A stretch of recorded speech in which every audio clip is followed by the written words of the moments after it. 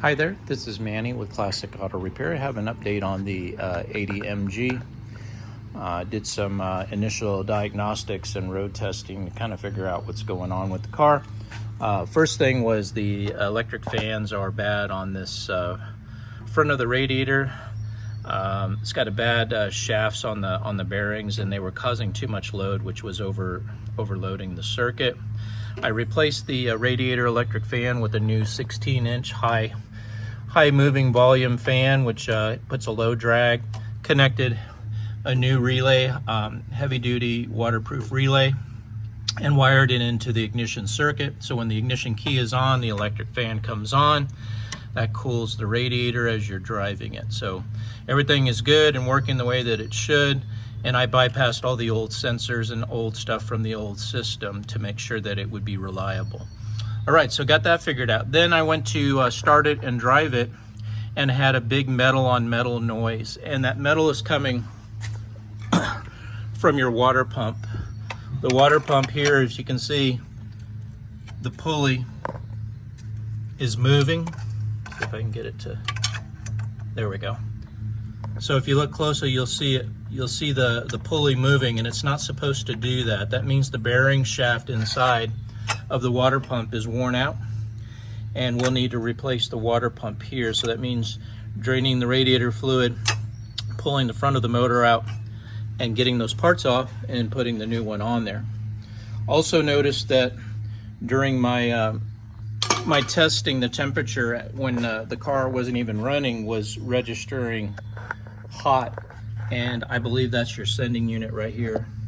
This little temperature sending unit goes to the gauge for your temperature, and I believe it's faulted. So I'm going to replace this sending unit, see if I can restore temperature readings to the gauge. If not, then the problem's inside of the gauge, and I'll have to install a new temperature gauge, which would fix you so you know what the temperatures are on the motor, which is very important.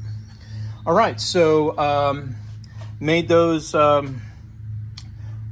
inspections, and that is what I have listed. I do show that it's overdue for a oil change, even though I know your mileage isn't good. The oil was black. I have a picture of it. The oil is dark, so I would recommend go ahead and swap the fluid. Your fuel filter looks good.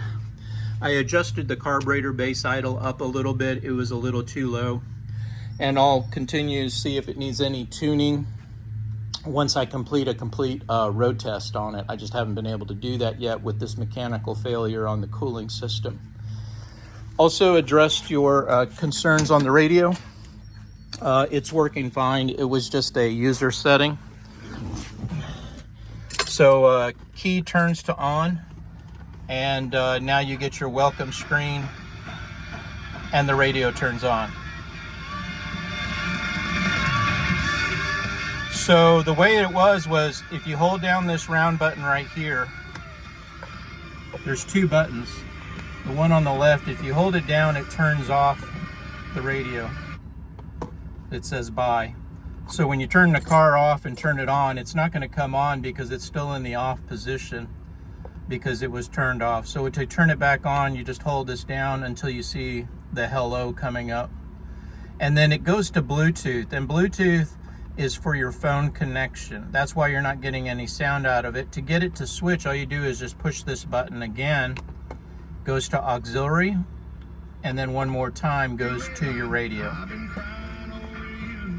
And then you can use this one to adjust your volume. So if you turn the car off with the radio on, so you don't override it here, you should just be able to turn the ignition back on, and the radio should still be on tuner, which it is. So you can just leave it, the volume turned down. When you're exiting the car, turn off your ignition, everything will shut off. You don't have to shut this off separately.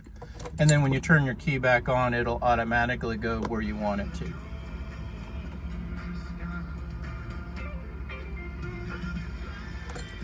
All right, so that's working okay, but you can see up here your temp gauge is way over on hot. So I got to figure out what's going on there. There's some kind of a wrong signal because the motor is cold right now. and it shouldn't be registering that temp. So that's what I have so far. Like I said, I wasn't able to drive it because of the water pump, but once I get approval on the estimate, get some parts ordered, I can go ahead and do some more, get it road tested. If you want me to go ahead and service the oil while it's here, I'll go ahead and take care of that as well, and do the safety and mechanical inspection on the entire car, which is included on the oil service. So you'll see a big list on your estimate of items that I'll go through and make sure that they are that they're working and that they are where they need to be as far as condition. All right, so I'll send this estimate off to you for approval. We'll get some funding so I can order parts, get everything in here for next week, and then we'll go from there. Thanks for watching. This is Manny with Classic Auto Repair.